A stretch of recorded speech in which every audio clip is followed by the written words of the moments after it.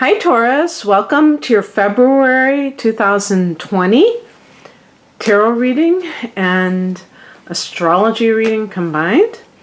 It's Rena here, so I'm going to be shuffling the cards, laying them out, telling you about some of the astrological transits while I'm doing that, and that should be kind of interesting. I hope and pray. All right. So, as I'm shuffling this, the sun is in Aquarius until the 18th of the month. And guess what? This is the 10th house for Taurus. I'm Taurus rising, so I always I'm thinking about this. So you may think back in your life, I mean, because obviously every February, the month begins with the sun in your 10th house. And whether that has been a good time for you in terms of career matters. The sun in the 10th can give you that desire to be the career person. Maybe, you're taking it more seriously for whatever reason. And a couple of days into the month, a few days into the month on the 3rd, Mercury goes from that house into the 11th house of hopes and wishes and friendships. This can be as simple as getting back in touch with friends. Maybe you kind of were not communicating with them during the holidays because you were busy with family or what have you. So maybe you're touching base. But this could also be about thinking about some of those dreams that you have of future goals. And that's what the hopes and wishes portion of that can mean. And on the 7th, Venus goes into Aries. Now, Aries is in the 12th house for you because it's a sign right before you. So for the first week of the month, Venus is in that 11th house. And that means that, if you're communicating with friends, you might meet somebody, or maybe you have met them through your group of friends, and you're kind of seeing them in a clandestine sort of way. You don't want other people to know and to comment on your relationship. Venus in the 12th can mean just some kind of secrecy around love, or meeting somebody that you feel is your soulmate. So perhaps you just have like a real connection with somebody, and it feels like you've known them forever. And we're going to have a full moon on the 9th at 20 degrees of Leo. That's another fixed sign. So that's in the opposite direction, and that's going to be in the 4th house of home and family. So some kind of it can come about in different ways for different people. Some sort of closure about a situation involving your mother, involving real estate matters. So maybe selling your house. It can be on the emotional level where you come to terms with, maybe kind of are able to put to rest something from your childhood, or you learn something about your mother, you become aware of something. It's going to have that very personal kind of connection with you, and it could even have something to do with the past. So that's why I'm bringing that up. Okay, so let's start. I'm going to do a few more of those transits, but I want to get to the cards. Wow, what did I just say? I said soulmate, and I get the soulmate card.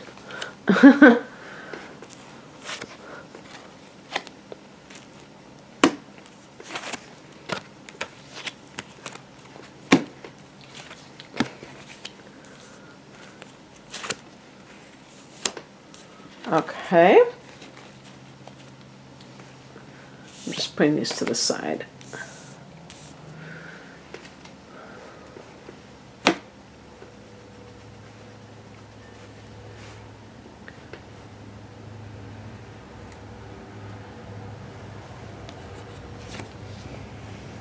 So the heart of the matter is the 6 of Cups. This is the card that is associated with Cancer. And so this may be a person you're dealing with. It doesn't have to be a romantic partner. It could be just any parent, somebody that, even a friend. But actually, this is a card of the past. It can be childhood. And what did I say about that full moon? So that goes along with it. That's another reason why I like doing this, is because it can show the synchronicity between the tarot and astrology. So in this case, something to do, this is the centerpiece. So if that full moon is really meaningful for you, it could be suggesting this sense of really making peace with the past in some way. If it's been bothering you, if you feel like you're being held back in life because of your past experiences and you really want to kind of transcend them, then that could be what is happening for you.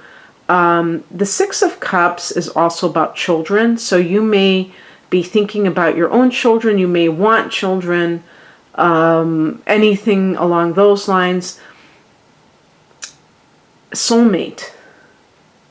But what about a soulmate? Is the person somebody that you are looking for, or somebody that you have already met, and you feel like now is the time for you to to really embrace this relationship?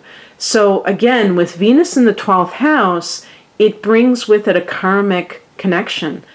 And this can mean, soulmate situations are situations where you may feel like this person you've spent many lifetimes with them. And because of that, you know them like the back of your hand. And so you have that kind of history together. And it's like, what came into my mind is you can read each other's thoughts and things like that. Not to say that that's always going to be the case, but you know what I mean. There's just like a great sense of comfort being around this person. And it's interesting, Taurus, because we look at the past position. What do we get here? The Devil card. This is connected to Cancer. To Capricorn. So isn't it funny that one card is connected to Cancer, the other is to Capricorn? Well, guess what? They're opposite signs. So I don't know if this is like literally you're dealing with these two signs, or if they're talking about the eclipses, because the eclipses have been in Cancer and Capricorn for the last year or so, like a little bit more than a year. Now, for Taurus, the Devil card can be indicative of materialism. In other words, being overly materialistic, being too concerned with that in terms of the pursuits in life. So for a minute there, I forgot that this is a general reading. So this isn't, that this is a general focus. So it doesn't just have to be about love. I was so focused on the soulmate angle, but anything that perhaps you've wanted to do since you were a small child, and you kind of shoved it to the side because you thought that life was all about making money. Well, you may be a certain age and you may have made money, and you may have realized that it's not the end all be all. Obviously we need it to exist, but there are other things. And so to me, when I see the Six of Cups and I'm thinking about something other than soulmate, I'm thinking about the idyllic times of youth when we feel a sense of freedom. And that freedom tends to disappear at a certain point, and it's getting younger and younger because of the overregulation, so many like what do you call it, like schedules and things like that, even overscheduling of children, so that they don't have this sense of freedom of just being able to not have to worry about like achievement and things like that. There are a lot of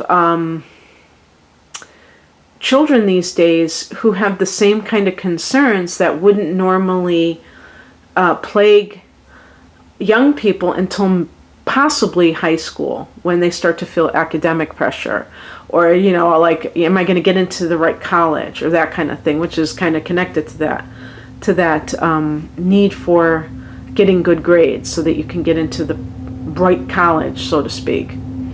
So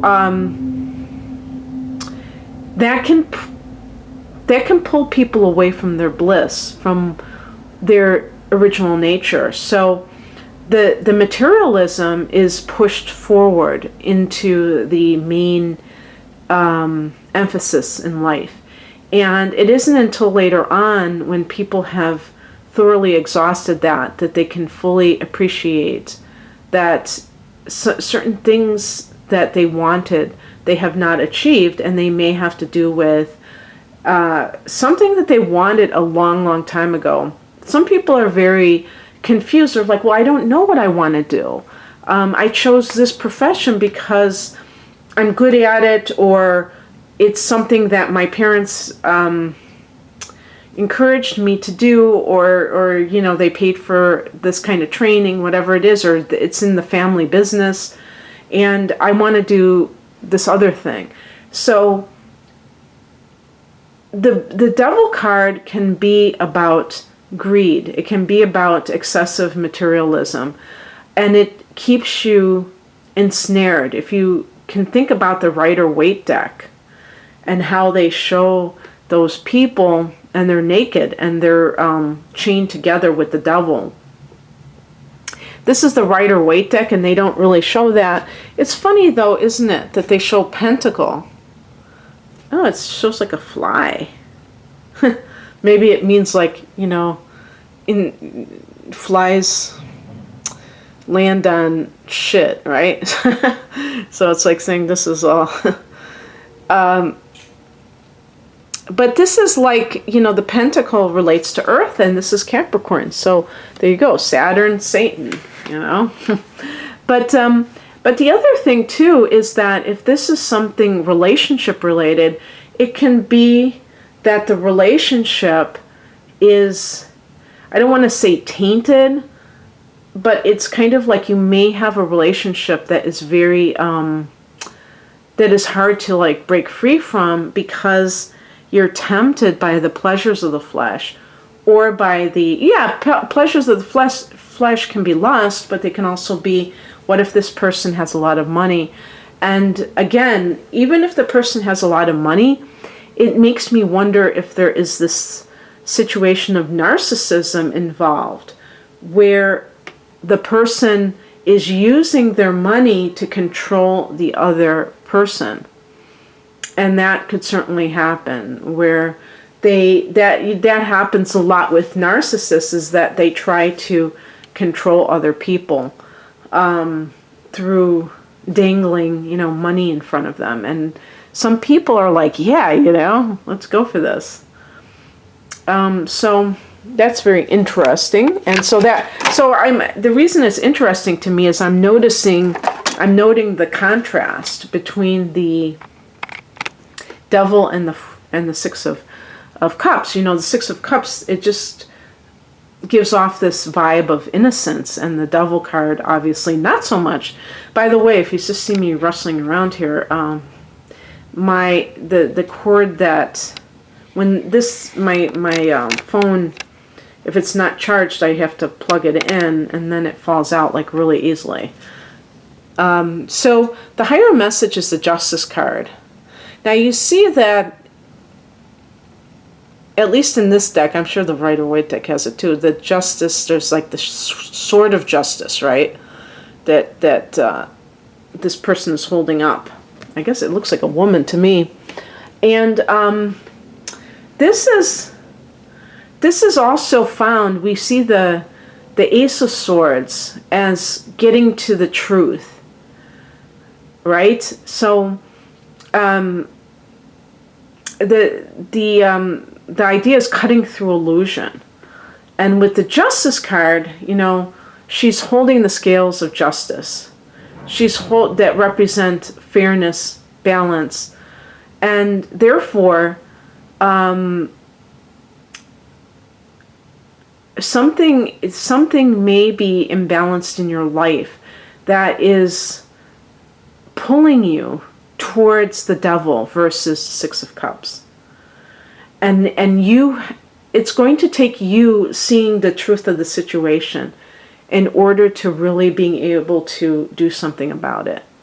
And it may be hard for you if, with the Six of Cups, a person that you really do love is not in the picture.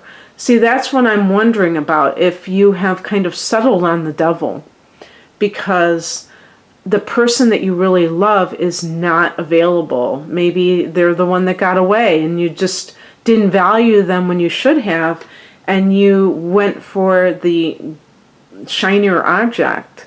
And now you're like, oh man, that person was the love of my life. And or perhaps you're just waiting around and you figure, hey, while I'm waiting for this Six of Cups individual to get their act together, get divorced, whatever it is going on, I'm going to just have fun with the devil. Well, good luck with that. The devil will drag you down. Think about it when they say dancing with the devil. The reason dancing with the devil isn't a good idea is because the devil will rub off on you. And this card doesn't really show that enslavement, but ensnarement, like the Rider-Waite with the chains. Let's see if I can. I'm not going to spend too much time looking for it, but it is such a evocative image,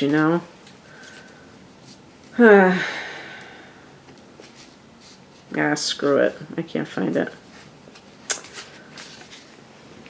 Okay, let's continue with this. The card that crosses you is the Knight of Swords. So, this is a card of, it's funny, here's more swords. This is a card of somebody who has, this is part of the problem, is this person, and this could be the devil, this could be who the devil is the Knight of Swords in reverse, where this person has a lot of problems and they could bring them to your doorstep. Okay, so, this could even be like one of your children, and they might be in early adulthood, perhaps, and they're out of control. They don't have a sense, they're emotionally immature. They may have a drug problem. Addiction can be associated with the devil card. And the thing is that that may be affecting you adversely. If it is a child, no wonder, But even if it's somebody that is in and out of your life, that kind of like exposure here and there, you may think isn't really affecting you, but it may be affecting you a lot more than you're giving it credit for doing. And you're kind of downplaying it. And perhaps you're doing so at your peril, that you could be exposing yourself to toxicity, to negativity too frequently. And, it's funny because I remember thinking this, like, oh, well, as long as it's only once every 6 months, dealing with a narc, dealing with a problem personality, it's no big deal, because then think about the recovery time. Because I'm going to tell you, if you're a sensitive person, these people get under your skin. I'm not just saying that they make you mad. It's just like a fungus or something, you know what I mean? and it takes a long time to get it out of your system. I don't underestimate it. So basically, what you have to consider is what is the gain for you to deal with this person. If this is a lover, for instance, and I don't like to use the word lover because it kind of gives me those, it sounds like a creepy 1970s, movie or something. But that kind of person who you may, like a friends with benefits, if that's how you deem them, they can really throw your life into chaos. This person is out of control. They may be a literal air sign, so Aries, Libra, or Aquarius. And Aquarius is a fixed sign, so you may find yourself drawn to Aquarians and not know why. Well, that's why. And there can be physical chemistry, but other than that, you can be very different. And not that being different is horrific, but when you're trying to, deal with life in a way that is very logical, this kind of person can kind of make things anything but logical. And therefore, what I would say is that it's going to take your own ability to see the truth. I'm going back to that Justice card. In order for you to make your life balanced again. Because,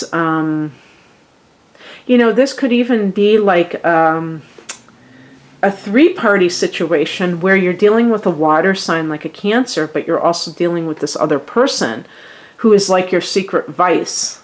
And that's what, hello, like I said before, Venus in the 12th house, your secret vice, your secret relationship. And I'm not saying all Taurus people, so don't come at me like that, but just saying if it's true. What is coming in, or the advice, is the King of Swords. This is about being able to see things dispassionately, means, without excessive emotion. And this is actually the card, it can be like a judge. And it's funny, I've got the King of Swords and the Justice card, so there might be some kind of a legal thing going on here. If it is, I wouldn't be surprised. It's funny, if there's like an inheritance issue, let me see. So in general, the 8th house for Taurus is going to be Sagittarius. It's interesting because Mars is actually, I think, in that house. I'm going to have to, when I do the rest of the astrology, I think Mars is in that house until the middle of the month, which would mean that there might be a battle going on with a probate, a will that is going on. So the Six of Cups, or even like, either a probate or like a child support issue. And you may, say, my child is first and foremost on my mind. But secretly, greed may be in the back of your mind. And Taurus, come on, let's get real here. You like your bling. You like your creature comforts. So money to you is, you rule the house of money and possessions. So don't be coy with me, okay? But it's okay. It's okay that this is how you're wired. But you can't let greed get the best of you, because you can't take it with you. So the King of Swords can be either a judge who is not biased, who's going to decide this in a way that is very fair, or it can be that you are realizing that you need to maybe cut some person out of your life because they are not, they're turning your life upside down. Also, if this is a child with a drug addiction, you have to realize that you cannot control another person, nor can you save them from themselves. And sometimes you have to like drain all the emotion from you and cut somebody loose so that they can, deal with their own issues by themselves. And it can be very wrenching to do so because you fear that it's going to mean that you're a bad parent, or you're afraid that it's going to lead to that to their to them doing, having a worse situation. And it's called tough love for a reason, because it's still love, but you have to kind of sometimes let people sort things out. It's tricky though. It is tricky because everybody's an individual and it's not a one size fits all. And so if you're in that unfortunate situation of dealing with this kind of thing with an adult child or even a teenager who has an addiction, nobody can truly tell you what is the best path to take. You have to use your intuition always, because sometimes people blame, a therapist or, a support group who tells them, yeah, you have to have self-love, and then the kid dies of an overdose. And, you say, well, I should have, done this or that. Well, that's always something that you have to ultimately decide, is whether or not you're going to, if you know more about the situation, you do know more about it than anybody else. You know what your child is like and their, what their past, maybe you don't know everything that they've dealt with in life, but it's a tough situation for sure. But there's that sense of like, I'm not going to be controlled by my emotions in making this decision. I have to make this. And see, the Six of Cups is very sentimental, but there's something that is making you have to kind of like, nope, I can't do this. Yeah, maybe we had some great times like 10 years ago, or if this is somebody from the long ago past, maybe this is an old flame coming back into your life in February, when, by the way, we do have Mercury retrograde, which I will tell you about in a minute. And these people come out of the woodwork during them. But you have to be like, okay, why did we break up again? Oh yeah, that's right, you cheated on me. Okay. But I'm not saying it's a one size fits all. And the outcome, another King of Wands. This is very empowered. So you have two kings in a row. And this can be a situation where you are stepping into your power, you are stepping into your autonomy. And this is especially crucial for somebody who is, being tempted by an old flame coming back into the picture, where you might lose your head and then you realize, whoa, wait a second. But by the same token, there may be somebody amazing who has come into your life, who is like a soulmate, but you're kind of like possibly, sabotaging it, Taurus, because you still are connected to somebody who is not good for you, but maybe, you have like amazing physical chemistry or something like that. And you feel like, because I'll tell you that the Six of Cups is going to be more of a heart chakra thing, not a groin chakra, like the first chakra. It's going to be a fourth chakra affair.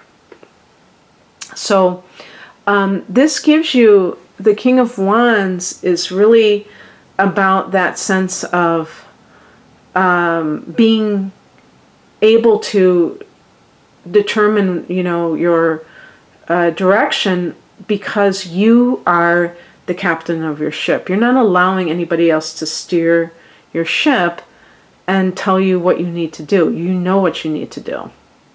So let me just tell you about that Mars situation. So yes, so Mars goes into Capricorn on the 16th, the same day that Mercury goes retrograde at 12 degrees of Pisces. And for Taurus, what's going on with it, it's really great with Capricorn, because Capricorn is another earth sign, so it forms a trine.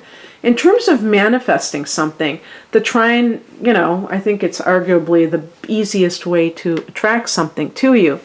So that means that we're talking about your 9th house. And this is, of course, a general, forecast. Because everybody's chart is different, but this is a general guess that it's going to be in your 9th house.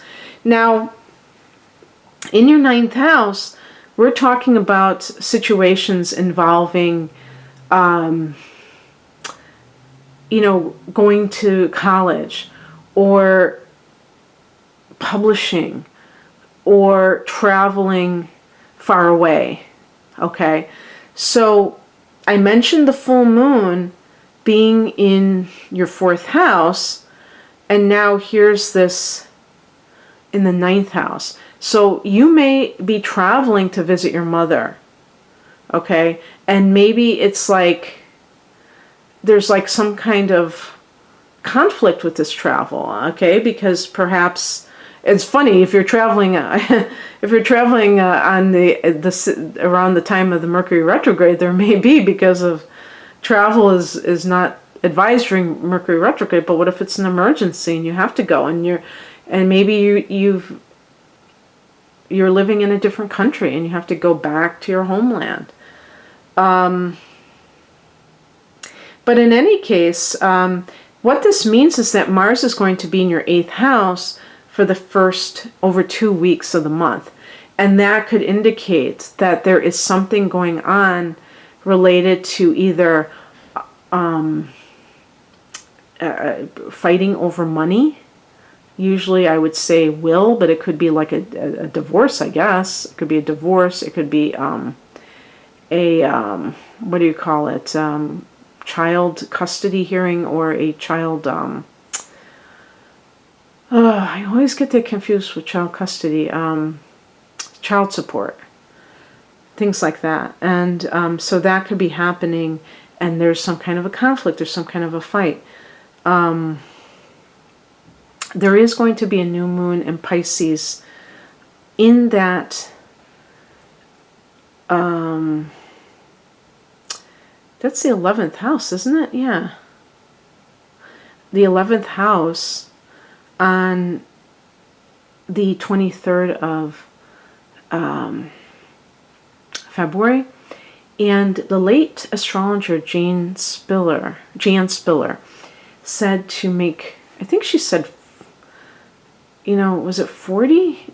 Or is that for your birthday? Well, make at least 10 new moon wishes in this house that was considered the luckiest house. I don't know how many astrologers, I don't see this across the board, that the 11th house is the luckiest house, but it is a house of hopes and wishes. So it would make sense that if it's a new moon and you're setting intentions, that this would be a good time to do that. Because, even the act of doing it, Taurus, can mean that you are believing that you have some power over the good, coming into your life. Taurus is an earth sign. You tend to be like, show me the money, that book, there's a saying, I'll believe it when I see it. Or I'll see it when I'll believe it when I see it. But Dr. Wayne Dyer, who passed away a few years ago, he had a book called I'll See It When I Believe It. Isn't that clever? And that's so true, because everything starts with thought. The physical dimension is what we call the gross earth plane. So it's the densest vibrations, and that's what makes things solid. And our thoughts are, intangible. They're very, they're like, they're higher vibration. So everything begins. We have to conceive something before we can bring it down from that realm into the physical. If you think of the chakra system, like the fifth or sixth, like the sixth chakra, thought, and then bringing it down into the 3D reality. So definitely do that and see what happens. Just try, it doesn't hurt to try, does it? Okay, that's what I have for you. If you would like a personal reading, the link to my website is below. My website is RainaMoonAstrology.com. Take care. Bye.